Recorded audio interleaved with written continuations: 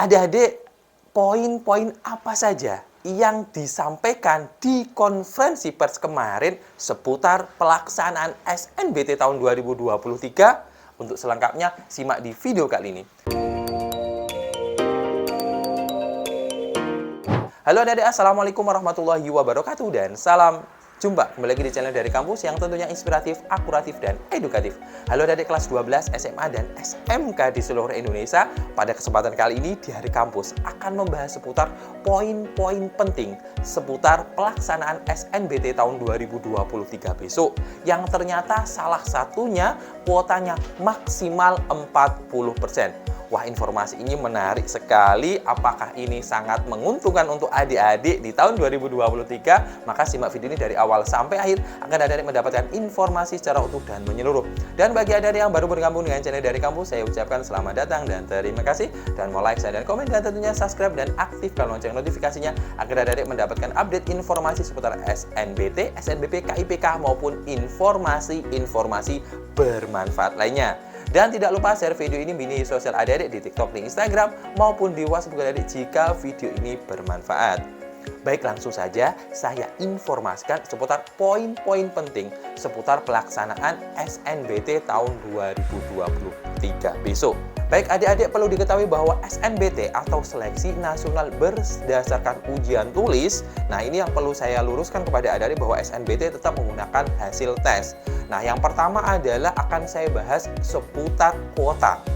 Nah, adik-adik perlu diketahui bahwa sesuai dengan konferensi pers kemarin, kuota di SNBT maksimal adalah 40%. Nah, 40% ini bagi PTN-PTN yang tidak berbadan hukum atau belum berbadan hukum.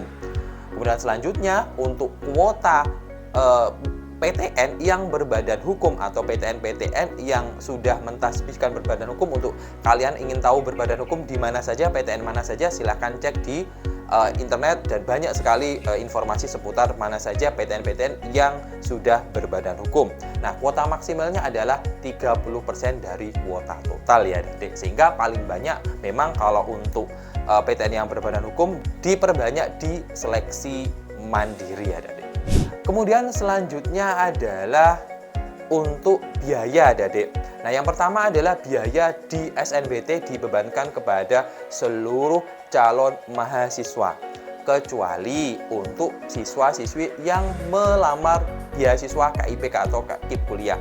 Jadi kalau yang melamar KIP kuliah meskipun belum diterima akan digratiskan biaya pendaftaran. Untuk biaya pendaftarnya sebesar Rp200.000. Kemudian selanjutnya adalah mengenai tata pelaksanaan adik-adik.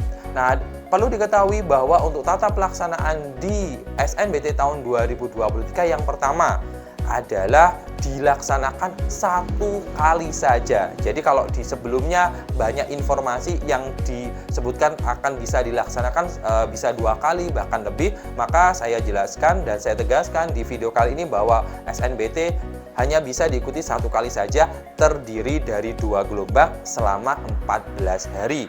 Nah, masing-masing dalam 1 hari itu ada 2 sesi, kemudian sesi pagi dan sesi siang. Kemudian selanjutnya ini dilaksanakan di 74 panlok atau panitia lokal di seluruh Indonesia. Jadi saran saya bagi adik-adik yang ingin mengikuti SNBT, silahkan cek PTN terdekat dari domisili adik-adik.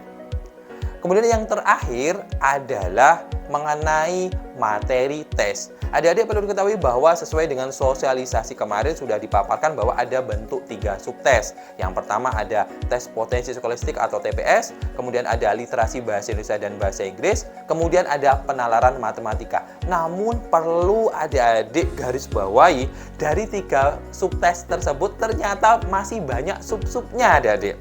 Nah, untuk detailnya adik-adik bisa cek di website resmi yang saya tampilkan di layar ini. Adik-adik bisa cek detailnya, karena ternyata dari 3 subtes tersebut, misalnya penalaran umum ada penalaran induktif, deduktif, dan sebagainya.